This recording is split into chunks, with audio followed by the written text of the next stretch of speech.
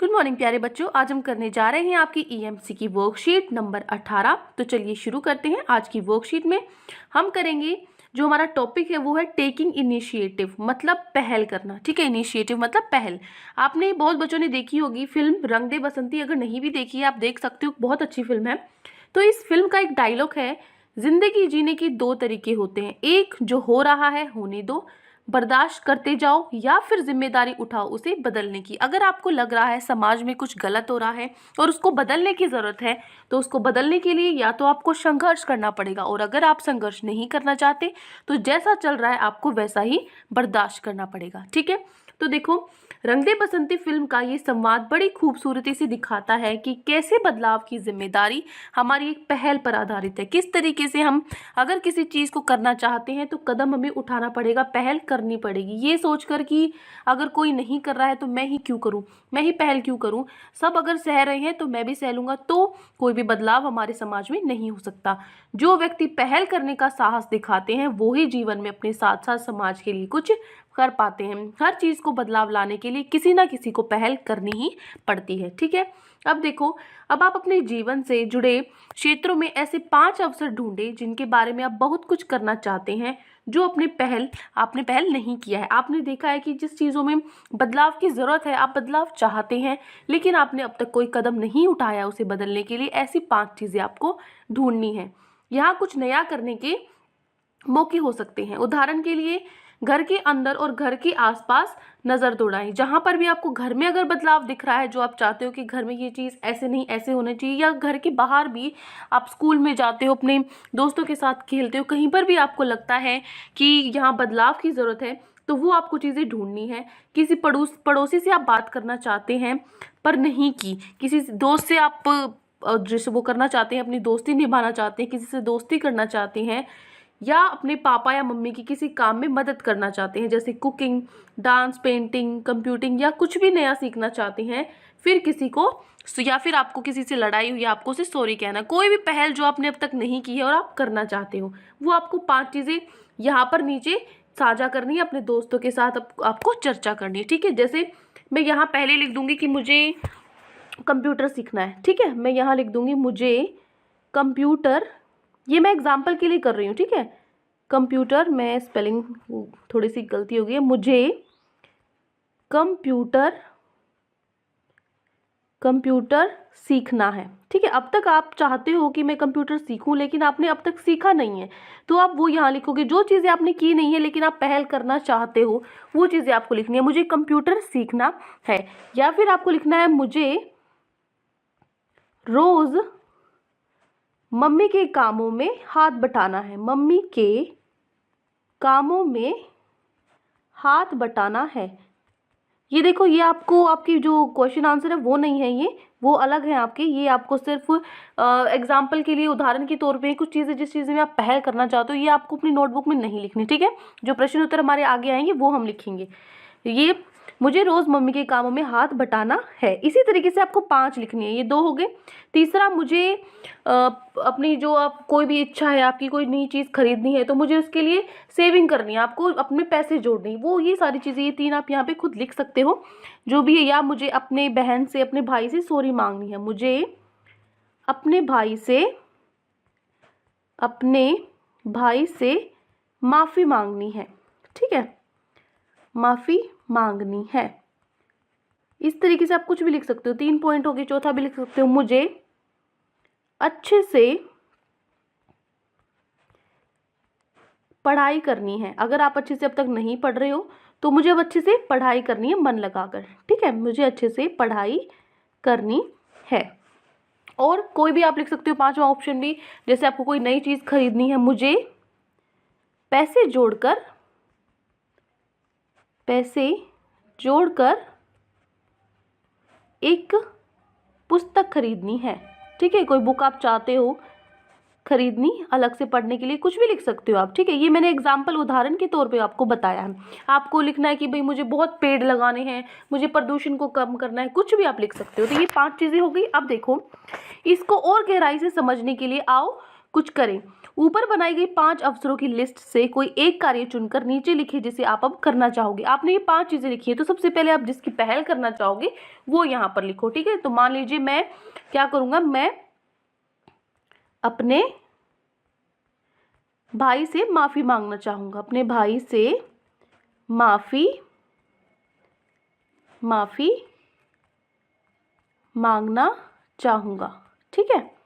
कि सबसे पहले मैं इसी चीज़ से शुरुआत करना चाहूँगा कि मेरी जो मुझसे गलतियाँ हुई हैं, मैं अपने भाई से उन सब चीज़ों की माफ़ी मांगूँ। या कोई भी आपकी लड़ाई हुई है भाई से और आपने गुस्से में अपने भाई को कुछ उल्टा सीधा बोल दिया है, तो उसके लिए आप माफ़ी मांग सकते हो। उदाहरण के तौर पर आप यहाँ पे कुछ भी अपनी मन मर्जी से जो आपका मन चाहता है, जिस चीज़ की आप पहल करना चाहते हो, कि मैं ड्राइंग बनाना चाहता हूँ, मैं पेंटिंग बनाना चाहता हूँ, मुझे डांस सीखने जाना है, कोई भी चीज़ें जो आपको है अपनी मर्जी से लिख सकते हो। अब देखो, जब आप वह पहल कर पाए तो जो भी तरीका आपको पसंद हो, जैसे फोटो लेकर, वीडियो बनाकर, ड्राइंग बनाकर, लिख कर या अन्य कोई तरीका हमारे साथ साझा करें।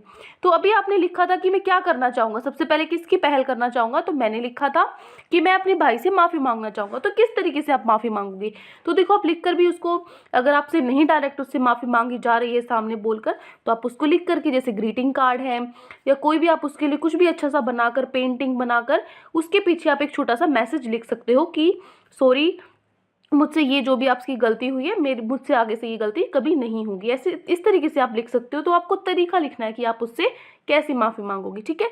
दूसरे में आप वही तरीका लिखोगे। ये हो गया आपका दूसरा क्वेश्चन। लिख देती हूँ मैं एक बार यहाँ पे, अगर आपको नहीं लिखना है। मैं अपने भाई के लिए एक सुंदर सा, यहाँ सुंदर सा एक सुंदर कार्ड बनाऊंगा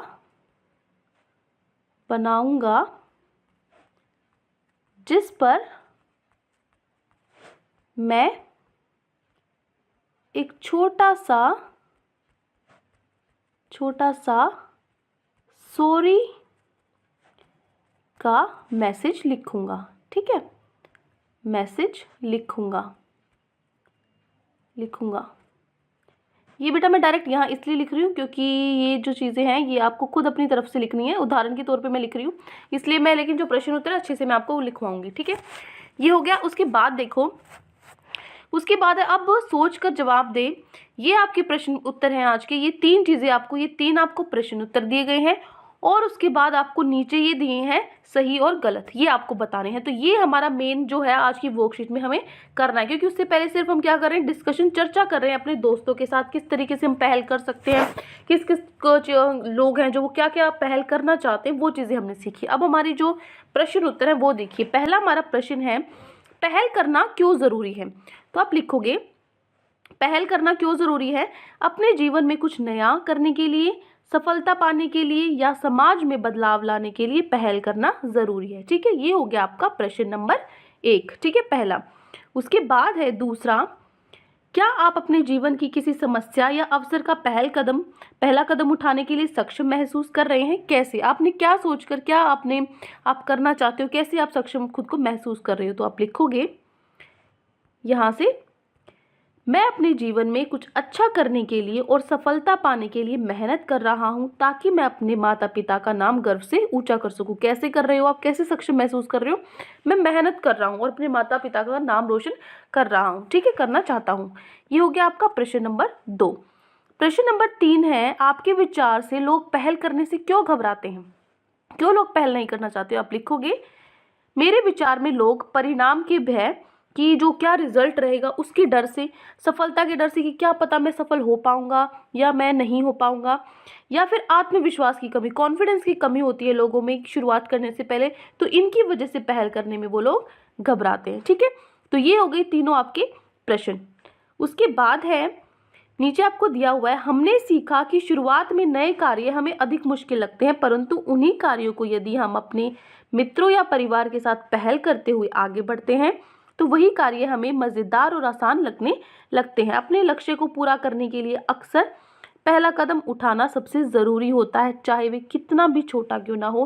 पहल करने के लिए हमारे छिपे हुए गुण बाहर आ पाते हैं। ठीक है, इसीलिए जो अगर हमारा मन चाहता है, हम किसी चीज़ की पहल करना चाहते हैं, लेकिन हमारा आत्मविश्वास, हमारा कॉन्फिडेंस या फिर डर है जो हमारे अंदर, उनकी वजह से हम नहीं कर पा रहे हैं, तो हमें उनको पीछे छोड़कर आगे पहल करनी चाहिए, आगे कदम बढ़ाना चाहिए, तभी हम सफल हो सकते हैं। क्योंकि अगर आप कदम ही नहीं उठाओगे, पहल ही नहीं करोगे, तो सफलता का कोई भी आपका सफलता बिल्कुल ही आपको नहीं प्राप्त होगी। ठीक है, अब देखो, अब आपको बताने हैं हाँ या ना।